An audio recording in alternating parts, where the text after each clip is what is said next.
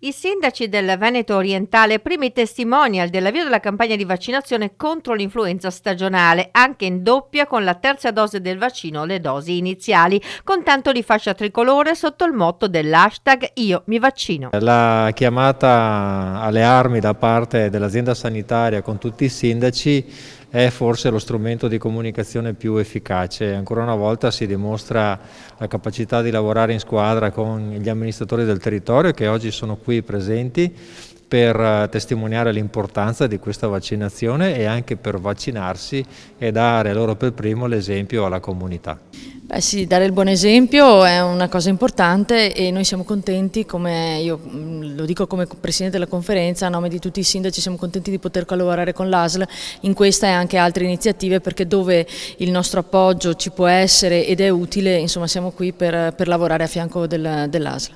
Il Dipartimento di Prevenzione dell'US 4 ha programmato l'attività con la collaborazione dei medici di medicina generale, i pediatri di libera scelta e le case di riposo. Ad oggi sono 67.000 le dosi di vaccino acquistate, delle quali 43.000 già distribuite ai medici di famiglia. La protezione contro l'influenza stagionale si sviluppa dopo 2 settimane dalla vaccinazione e permane per diversi mesi. Per la situazione climatica e l'andamento delle epidemie influenzali che si presentano normalmente dopo le festività natalizie, il periodo migliore per la vaccinazione va proprio dalla metà di ottobre a tutto il mese di dicembre.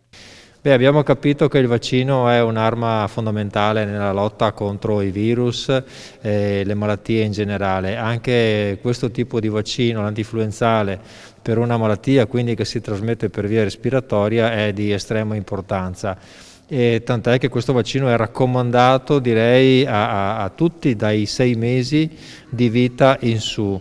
È fornito gratuitamente dai 6 mesi ai 6 anni e dai 60 anni in su e a tutte le categorie che sono in qualche modo esposte. Diamo la nostra testimonianza proprio per aderire a questa campagna che è importantissima, soprattutto in occasione di questi anni quando abbiamo il Covid che insomma ci ha fatto parecchio penare, e quindi la raccomandazione è quella di fare entrambi i vaccini in modo tale da essere il più possibili protetti. Come dicevamo prima, ci sono delle categorie che necessariamente devono fare il vaccino e per gli altri è consigliato, soprattutto chi ha dei rapporti col pubblico, comunque per esempio sto pensando ad esempio alle attività ai negozianti, è bene che si vaccinino. Ci si può vaccinare dal proprio medico di medicina generale o dal pediatra di libera scelta per i bambini e anche nei centri di vaccinazione dell'USL che gestirà soprattutto il personale dell'area sanitaria, quindi il personale della sanità, il personale della scuola, i servizi pubblici essenziali.